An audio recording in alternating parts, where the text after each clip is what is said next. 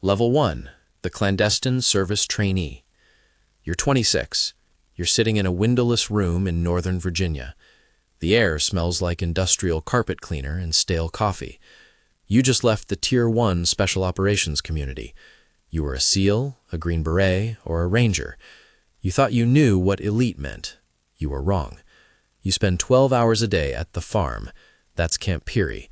It doesn't exist on most maps.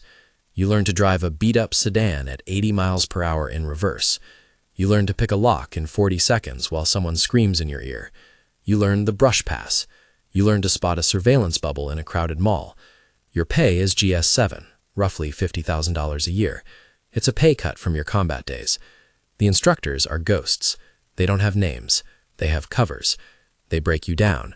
They test your internal locus of control. Can you lie to a polygraph?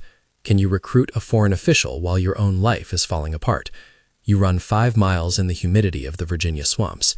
You spend nights in a mock hostile country, freezing in a ditch, waiting for a dead drop. You're not a soldier anymore. You're a ghost in training.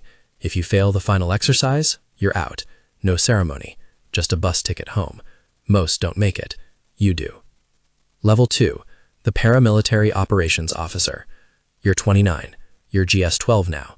Base pay is $85,000, but with hazard pay and cost of living adjustments, you're clearing 6 figures. You're in the Special Operations Group, or SOG.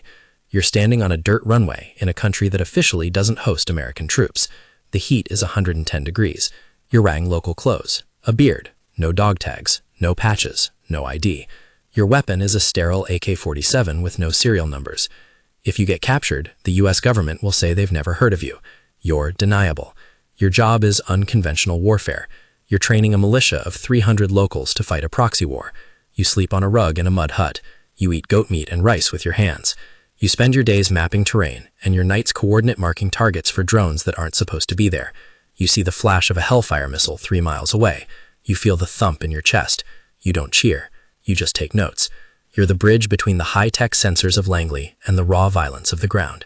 You're exhausted. You've lost 15 pounds. You haven't spoken to your family in 4 months. Level 3, the senior paramilitary officer. You're 34. You've been promoted to GS13. Your salary is $115,000. You've survived 3 hardship tours.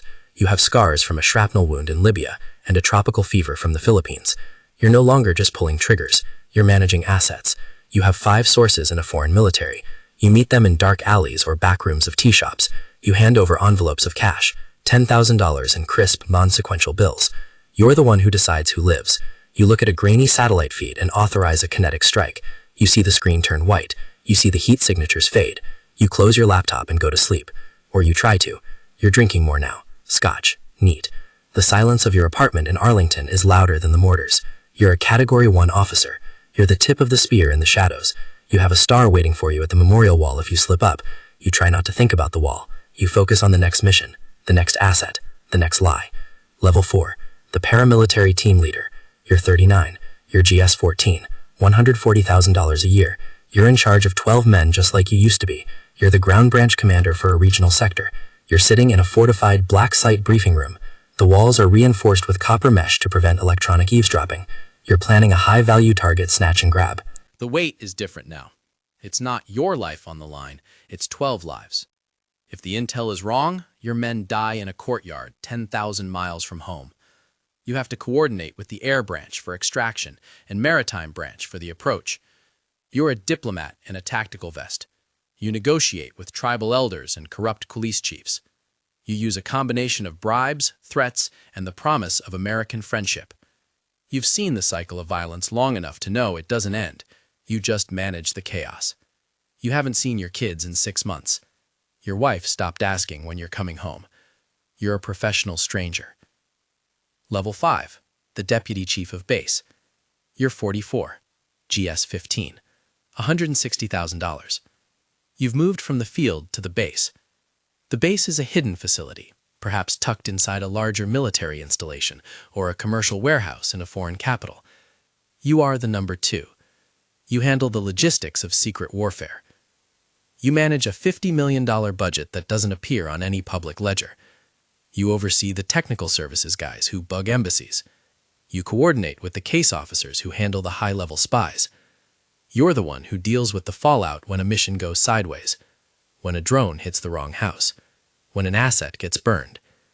You spend your days on encrypted video calls with Langley. You're learning the language of bureaucracy. You're trading your rifle for a secure phone. You feel the gray hair coming in. You realize you're no longer the hunter. You're the architect. The isolation is absolute. You can't tell anyone what you really do, not even the other people at the embassy. You are a ghost among ghosts. Level 6, the chief of base. You're 48. You've reached the top of the GS scale. You're the king of your small, dark world. You run the entire covert presence in a hostile country. You're the one who meets with the ambassador and tells them what they can and cannot know. You're the one who signs the papers that move millions of dollars in weapons to a rebel group. Your life is a series of high-stakes gambles. If a mission fails, it's a diplomatic crisis. If it succeeds, no one ever hears about it. You're responsible for the lives of 50 officers and hundreds of foreign assets. You spend your nights reading cables. The data is endless. Reports on troop movements, political assassinations, and economic collapses.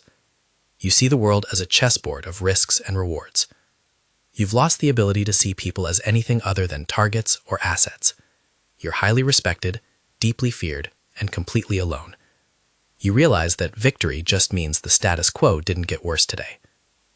Level 7, the director of the Special Activities Center. You're 54.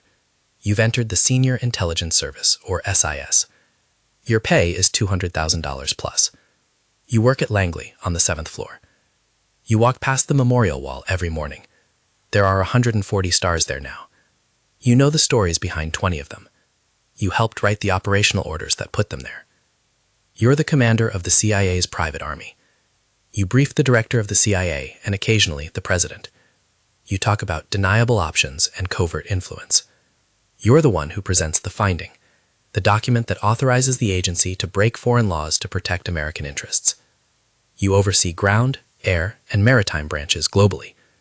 You're playing a game of global security with a 30-year horizon. The weight of command is a physical pressure in your chest. You've ordered operations that changed the course of history in 3 different countries. You've saved thousands of lives, and you've ended hundreds. You are the ultimate shadow. Your name isn't in the papers. Your face isn't on TV. When you retire, you'll get a medal in a private ceremony and a pension that lets you live in a quiet house in the woods.